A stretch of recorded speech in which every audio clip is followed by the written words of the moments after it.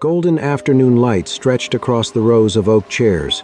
The soft melody of a piano blended with the faint scent of ocean salt. Everything was perfect, precisely like the architectural blueprints he used to draw. Marcus quietly tightened his silk tie. Then, a voice broke through the air. It did not come from the altar. Marcus. At the very back of the aisle, a silhouette stood completely still, her face obscured by the blinding glare of the sun. For a second, she did not move. Then, she stepped forward, leaving the bright halo behind. A navy blue dress, brown hair pulled back in a rush. Elena. The guests continued chatting. The piano music did not stop. However, his chest constricted. The comforting warmth of the afternoon vanished. In its place came the harsh, blinding white of fluorescent hospital lights and the agonizing, rhythmic beep of ventilators. Do not wait for me. Her voice returned, as clear as if it had never vanished for 5 years. Marcus stood paralyzed, his present shattering into fragments of memory. Why now? Why here? Why exactly when he was about to give a ring to another woman? Around him, the ceremony carried on untouched. Champagne glasses clinked somewhere in the background. Everything remained perfectly in place. Except for him. Something fundamental had already shifted, and there was absolutely no way to undo it.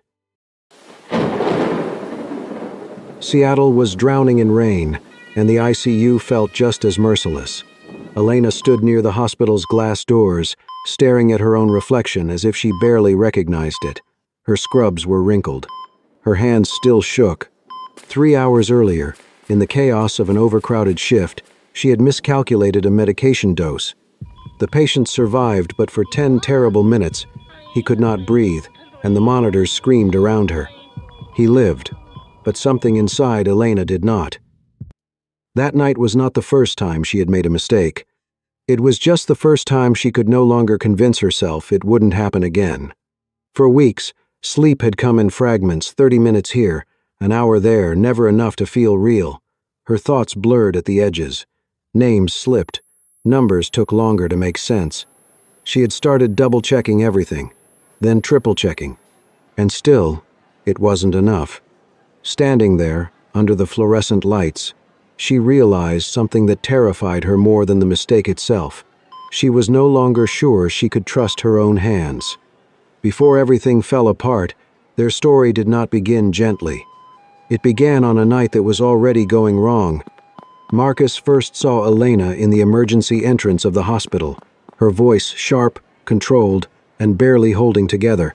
She was arguing with a senior doctor, her hands shaking, her eyes red from exhaustion. "I followed protocol," she said, her voice tight. "You weren't there." The doctor dismissed her with a tired wave and walked away. Elena stood there for a second, completely still, then turned, walked outside, and sat down hard on the curb, like her body had finally given up pretending. That was where Marcus found her. He wasn't supposed to be there. He had come to deliver revised plans for a renovation project and got lost in a building that smelled like antiseptic and sleepless nights. He saw her drop her coffee without noticing. The lid popped open, dark liquid spilling across the pavement. She didn't react. Marcus picked up the cup, threw it away, and silently handed her the one he had just bought for himself. She looked at it like she didn't understand the gesture. "You look like you need it more than I do," he said. That was the first thing he ever said to her. She let out a quiet, humorless laugh, and for the first time that night, her shoulders dropped slightly. They didn't exchange numbers that day. They didn't even say goodbye properly. But Marcus came back the next evening. And the evening after that? Sometimes she spoke, sometimes she didn't. Sometimes she just sat beside him, too tired to pretend she was okay. Their relationship didn't grow from romance. It grew from survival. It grew in the spaces between exhaustion and patience, but also in the small, ordinary moments they never thought to remember. Marcus learned to wait outside the hospital without texting, knowing she might be too tired to reply. Elena learned the rhythm of his silence, the way he showed care through actions instead of words. Some nights, She would fall asleep mid-sentence on his couch, still in her scrubs, her head resting against his shoulder. He never woke her. He would just sit there, unmoving, as if protecting that moment mattered more than anything else. Other nights were lighter. She would show up at his place half awake and insist on cooking, only to forget what she was doing halfway through and start laughing at herself. Once, she burned an entire pan of pasta and blamed the stove like it had personally betrayed her. Marcus laughed so hard he had to sit down, and she threw a kitchen towel at him without any real aim. Sometimes they didn't talk about anything important at all. Just late-night walks, hands brushing, the city quieter than usual, as if it had decided to leave them alone for a while. He once spent an entire weekend redesigning a window in his plans because she mentioned, casually, that she missed morning light. She teased him for it, called him obsessive. But she never forgot. They didn't talk about forever often. They didn't need to. It lived in the way he waited, and in the way she stayed, even when she was already too tired to hold herself together. But somewhere along the way, exhaustion stopped being something she could recover from and became something she carried into everything. There were nights she didn't remember driving to his place. Mornings she woke up still in her shoes, her phone full of messages she didn't recall reading. Once, she fell asleep while boiling water and woke up to the smell of something burning. Marcus never made a big deal out of it. He just stayed closer after that. But it was his gentleness and her psychological disorder that made her feel terrible about herself. She started pulling away in ways she couldn't explain, not because she loved him less, but because being around him made her more aware of what she was becoming. Marcus saw her fading and tried to hold on tighter. Elena felt it and began to panic. Because the more he stayed, the more certain she became of one thing. If she didn't leave first, she would eventually break him too. That fateful night finally arrived. When Elena stepped into the freezing hospital parking lot, Marcus was waiting beneath a flickering street lamp. He held a black umbrella in one hand and a leather drafting tube in the other, as if he had come straight from work without thinking twice. Marcus believed broken things could be repaired. Buildings, plans, people. He took one look at her face, stepped closer, and pulled a small velvet box from his coat pocket. "Elena," he said softly, shielding her from the rain, "you can't keep doing this alone. Marry me. We'll leave. We'll start over. I'll take care of you." The diamond caught the streetlight. For a second, it looked like hope. To Elena, it felt like weight. She looked at his steady hands and understood something unbearable. She had nothing left to offer him except damage. If she stayed, she would only drag him deeper into the darkness she was already drowning in. Her breathing turned ragged. Before he could slide the ring onto her finger, she lunged forward and snatched the leather tube from his grip. She pulled out the thick parchment inside, his master blueprint, the career-defining project he had spent 6 months perfecting. "Elena, what are you doing?" he asked, shock replacing the hope in his eyes. She did not answer. With shaking, ruthless hands, she ripped the heavy paper directly down the middle. Then she tore it again, letting the ruined pieces fall into the muddy puddles at their feet. The intricate ink lines immediately began to bleed into the dirty water. Marcus stared at the destroyed pages, completely paralyzed. "Stop trying to fix me," Elena whispered, stepping back into the freezing rain. Her voice was cold, completely devoid of the woman he loved. "Your kindness is a poison to me right now. Do not wait for a walking corpse." She turned and walked into the dark, leaving him alone in the storm. Miles apart, the relentless Seattle rain swallowed them in different ways. Elena sat curled in the corner of a cold porcelain bathtub, still in her damp scrubs, her coat clinging to her shoulders. The lights were off. She hadn't even turned on the water, her arms wrapped tightly around her knees, as if she were trying to hold herself together. At first, no sound came out. Then the sobs hit uneven, uncontrollable, breaking through the silence she had tried to keep. She wasn't just crying for what she had ended. She was crying for the part of herself she no longer recognized. Across the city, Marcus didn't cry. He sat at his drafting desk, The torn blueprint spread out in front of him. His hands moved slowly, trying to piece the fragments back together, line by line. He didn't know what he was rebuilding, only that he couldn't leave it broken. Elena never knew what she had destroyed. It wasn't a project. It was the home he had designed for them, the morning light she loved, the quiet corner she would read in, the porch where they were supposed to grow old. Now it existed only in pieces, slipping apart in his hands. Elena left Seattle soon after. She didn't say goodbye. She just disappeared into a small coastal town in Oregon, chasing a kind of silence she hoped might quiet her mind. For a while, it almost worked. Then, 2 months later, everything changed. She was pregnant.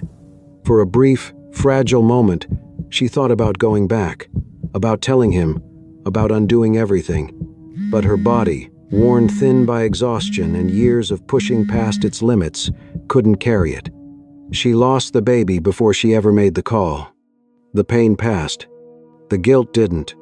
Lying in a quiet clinic room, Elena understood something she couldn't unlearn. She hadn't just left Marcus. She believed she had failed the one life she was supposed to protect. After that, going back was no longer an option. While Elena buried her grief on the coast, Marcus built a life that felt hollow but stable. He worked, he designed, he kept moving. Not because he had healed, but because standing still felt worse. Marcus met Sarah at a hospital charity event he almost didn't attend. He had planned to leave early, but then she sat down across from him. "You knew my sister," she said, her voice calm but direct. Marcus looked up, caught off guard. "Elena took care of her," Sarah continued. "She said your name once." That was the first time anyone had spoken about Elena out loud in months.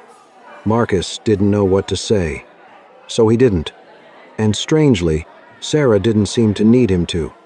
They talked in fragments that night, about hospitals, about long nights, about the quiet exhaustion that never really leaves. There was no spark, no sudden shift, just a kind of recognition like two people who had both seen something they couldn't fully explain. After that, they kept running into each other. Coffee that lasted longer than expected, walks that didn't need a destination, conversations that paused without becoming uncomfortable. Sarah never asked him to explain the past. She noticed it instead. The way he went quiet when it rained, the way his eyes drifted when someone mentioned the ICU. She didn't try to replace any of it. She just stayed. Not loudly, not urgently, just consistently. And over time, something shifted. Not a sudden healing, not a clean beginning, but a slow, careful rebuilding. Marcus found himself speaking again, little by little, laughing without noticing, sitting in silence that no longer felt like something he had to endure. He never stopped remembering Elena, and Sarah never asked him to. She stood beside that memory instead, not competing with it, not erasing it, but quietly proving that life could continue even with something unfinished still inside it. The wedding was a masterpiece of elegance, held on a sweeping, manicured estate overlooking the Puget Sound. White floral arrangements cascaded down the aisles, and a string quartet played a hauntingly beautiful melody that drifted through the cool afternoon breeze.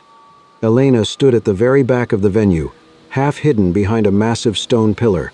She wore a simple navy blue dress, desperately trying to blend into the shadows. She had convinced herself she only came to say a silent goodbye, to finally close the darkest chapter of her life. She thought she was completely invisible. She was wrong. Sarah had seen her the moment she arrived. Sarah had always known about Elena, the nurse Marcus never fully stopped carrying inside him. She had seen it in the quiet pauses, in the look on his face whenever rain hit the city, in the parts of him that still belonged to a story he never finished. That was why Sarah had sent the invitation herself, not to humiliate Elena, not to create a scene, but because she refused to begin a marriage while the past was still standing at the door. At the altar, the golden afternoon sun bathed the couple in a warm, cinematic glow. The priest spoke of enduring love, unshakable commitment, and leaving the past behind to forge a new future. Marcus looked handsome, steady, and resolute. He held Sarah's hands gently, ready to recite the vows he had meticulously memorized. The guests sat in absolute silence, completely captivated by the picture-perfect scene. "May we have the rings?" the priest asked, his voice echoing across the quiet green lawn. Marcus reached into his tailored suit pocket. However, before he could pull out the small velvet box, Sarah gently pulled her hands away from his firm grasp. The sudden, unexpected movement sent a visible ripple of confusion through the front rows. Marcus frowned, his steady composure instantly slipping into a brief moment of panic. "Sarah, what is wrong?" he whispered, his voice trembling slightly. Sarah did not look angry. She looked profoundly calm and fiercely determined. She reached out and touched his cheek, her eyes filled with a sad, resolute wisdom. "I cannot accept that ring, Marcus, not until you are truly ready to give it to me," Sarah said softly, yet her voice was clear enough for the closest guests to hear.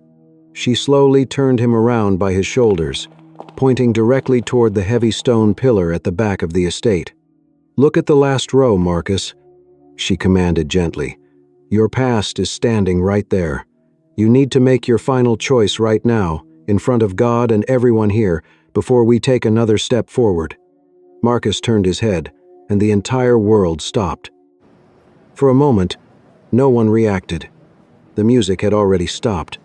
What remained was a strange, suspended quiet, not silence, but something heavier. Guests shifted in their seats, unsure where to look. Some turned toward the back. Others kept their eyes fixed on the altar, as if nothing had changed. Sarah didn't raise her voice. She didn't rush. She simply turned to the priest and gave a small, composed nod. "May we have a few minutes?" It wasn't a request that invited refusal. "Marcus, come with me," she whispered, taking his numb hand. She then gestured toward Elena, her gaze firm but completely devoid of malice. Elena's first instinct was to turn and run back to the parking lot, but her legs refused to move. She knew she owed them this final closure. Minutes later, the heavy oak door of the private bridal suite clicked shut, instantly muffling the frantic murmurs of the crowd outside. The room smelled of fresh lilies and heavy, suffocating tension. Sarah let go of Marcus's hand, giving him space, but she did not leave the room. She stood quietly by the window, her presence acting as a steady, grounding anchor. Marcus looked at Elena, his face pale and strained. He was no longer the desperate, heartbroken man from 5 years ago. He was a groom whose wedding had just been abruptly halted. Elena pressed her back against it, pale and unsteady. "I didn't come here to stop this," she said. "I was in Seattle to sign paperwork for my house. I only wanted to see you once from a distance and then leave." Marcus stared at her, his voice low and controlled. "Then why did you disappear like that? I spent 2 years thinking I had pushed you over the edge. I just need to know why." Sarah stood by the window, quiet but unwavering. "Leaving explains part of it," she said gently, "but not the silence. He tried to find you. He thought you might be dead. What were you so ashamed of?" Elena's face crumpled. "I almost called you," she whispered to Marcus. 3 months after I left, I was going to come home." He took a step closer. "So why didn't you?" Elena shut her eyes.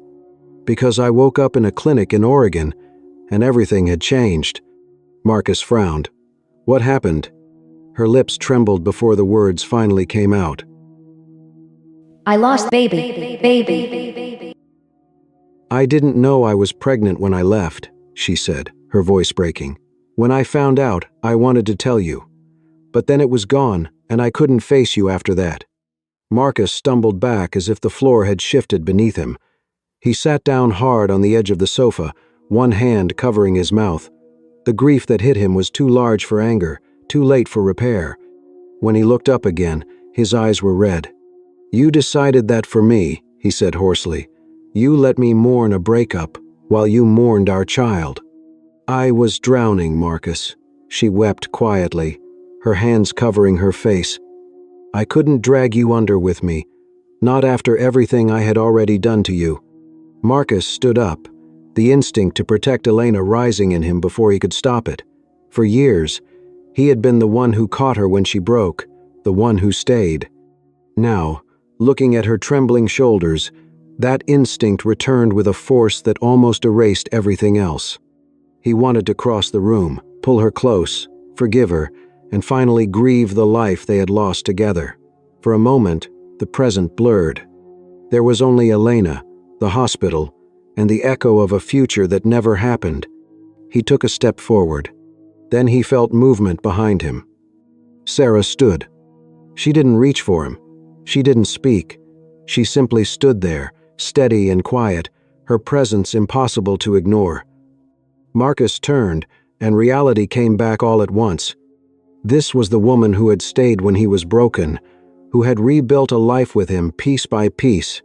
She had never asked him to forget, only to choose. Marcus stopped. His breath caught as the weight of it settled in. If he went to Elena, he would be honoring a past filled with love and loss, but destroying the woman who had helped him survive it. If he stayed, he would be choosing the life he had built, while leaving Elena to carry her guilt alone. The room fell silent around him. Marcus looked from Elena to Sarah, unable to move, realizing that whatever he chose, someone he loved would walk away shattered. The suffocating silence in the bridal suite shattered when a violent pounding hit the door. It burst open, and Liam stumbled in, pale and breathless. "Marcus, Sarah, someone collapsed. It's Uncle Richard. I think it's his heart." The emotional tension in the room vanished instantly. Marcus and Sarah froze, still processing, but Elena moved without hesitation. The fragile, broken woman was gone. In her place stood a trained ICU nurse. "Where is he?" she demanded, her voice sharp and steady. She ran before anyone could answer. Marcus and Sarah followed as she pushed through the panicked crowd. Guests parted around them, whispers rising. Richard lay on the grass, his face gray, lips blue, completely still.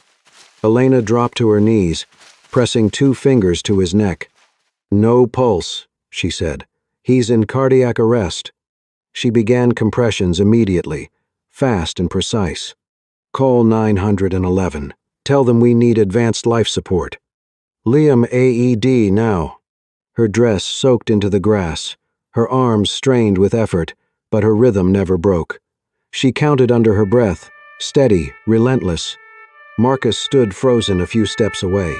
The noise of the crowd faded, the world narrowing to Elena alone. Sweat clung to her face, her hair coming loose, her movements raw and focused. She didn't hesitate. She didn't falter. She just fought. With every compression, she dragged his uncle back from the edge of death, using nothing but strength and skill. And as Marcus watched, something inside him shifted. The resentment he had carried for 5 years began to crack. He saw her clearly, really saw her for the first time in years. Not the woman who left, not the one who broke him, but the one who had given everything she had to save others, even when it cost her everything else. She was exhausted, scarred, and still standing. In that moment, Marcus understood the truth he had been avoiding. Elena had never stopped being strong. She had simply collapsed under the weight of carrying too much alone. The ambulance sirens faded into the distance, leaving behind a heavy, exhausted silence over the estate. The crisis was over. When paramedics loaded Uncle Richard into the ambulance, he had a pulse, thanks to Elena's relentless compressions. Guests lingered in uneasy clusters, whispering as the tension slowly drained from the afternoon. Elena stood near the edge of the grass, drained and unsteady. The adrenaline was leaving her body, replaced by a dull ache in her bones. Her dress was streaked with mud, her hands still shaking as she stared at them, as if they belonged to someone else. Footsteps approached behind her. Marcus stopped a few feet away, his jacket gone, his tie loosened. The anger that once filled him had been replaced by something quieter, heavier. The distance between them felt impossible to cross. "They said he'll make it," Marcus said, his voice rough. "If you hadn't started when you did, he wouldn't have survived." Elena nodded faintly. "He'll need treatment," she said, "but he has a chance." Marcus stepped closer, careful, as if the moment might break. "Thank you," he said softly. "And I'm sorry. For everything. For pushing you. For not understanding. For the child. I should have found you." He looked toward the empty altar, then back at her. "I can't stand there and pretend this doesn't matter," he said. "I'll stop it. We can leave. We can try again." The words hung between them. Once, they would have meant everything. Elena closed her eyes, then shook her head. She stepped back, quiet but firm. "Don't," she said, her voice unsteady but clear. "Don't destroy her life because you feel guilty about mine. This won't bring anything back. It will only hurt someone else." Marcus swallowed, his eyes filling. "I loved you," he said. "I know," Elena replied. "I loved you too, but love doesn't always survive the timing. We missed it." She glanced toward Sarah, who stood at a distance, watching, waiting without forcing anything. "She stayed," Elena said softly. "She helped you build something real. I can't ask you to lose that just because I'm here now." Marcus tried to speak, but stopped. The truth settled between them, heavy and undeniable. Elena gave a small, tired smile. "We loved each other," she said, "just not at the right time. I'm not your future, Marcus. I'm only part of your past." The wind moved softly across the lawn, carrying the distant echo of voices returning to the ceremony. Somewhere, chairs shifted, music resumed, and life as if nothing had changed. Marcus stood there, caught between what had been and what still waited for him. His chest felt tight, his thoughts unsteady, as if the ground itself might give way. He looked at Elena, seeing the exhaustion in her face, the quiet acceptance in her eyes. She was no longer asking anything from him. That was what made it harder. Then, he turned toward Sarah. She hadn't moved. She stood with the same calm patience, giving him space, trusting him to decide without pressure. In that silence, Marcus understood something he had been avoiding. Love was not only about what you felt. It was about what you chose to protect and what you were willing to leave behind. He took a slow breath, letting it steady him. The past was still there, still real, still painful, but it was no longer the place he could live. When he looked back at Elena, there was no anger left, only a quiet understanding. What they had mattered, what they lost would always matter. But it was over. Elena seemed to understand without words. She gave a small nod, as if releasing him from something he had carried for too long. For the first time, Marcus felt the weight shift. Not disappear, but change, becoming something he could finally carry forward without breaking. And with that, he turned away. The cool afternoon breeze moved gently across the lawn, easing the weight that had lingered for years. Marcus looked at Elena for a long moment. He didn't argue. He simply nodded, a quiet acceptance passing between them. He understood now that holding on to the past would only damage what still stood in front of him. Then he turned and walked back toward Sarah. The guests slowly returned to their seats as the music resumed. When Marcus reached the altar, he took Sarah's hands. This time, his grip was steady and certain, not hesitant, not divided. When he kissed her, it was not out of escape, but choice. Across the city, Elena sat alone in an airport terminal, waiting for her flight. Rain tapped softly against the windows as the skyline faded into the evening. She had come to Seattle carrying years of guilt. Now, she felt something lighter, still fragile, but no longer crushing. There was no miracle, no second chance waiting at the end of the story. Only the quiet truth that some things cannot be undone, only understood. They had survived what broke them, and that would have to be enough. On the plane, Elena reached into her bag and pulled out a worn notebook. For years, it had held the names of people she could not save, the mistakes she could not forget, and the life she had lost. She opened to a blank page and paused. Then, instead of writing an apology or a goodbye, she wrote a single name, Richard. She stared at it for a long moment, her hand finally steady. For the first time in years, the list no longer felt like a record of failure. It felt like something else. Not redemption, not forgiveness, but a beginning.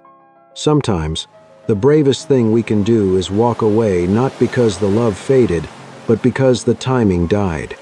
Growth demands a heavy price, and the choices made in our darkest storms echo for a lifetime. If you've ever had to leave a piece of your heart in the past to build a better future, share your story in the comments. We read every single one. At Soul Stirring Stories, we explore the complex, beautifully messy reality of being human. If you appreciate stories that leave you thinking, please subscribe and join our community. Remember, it is never too late to start a new page.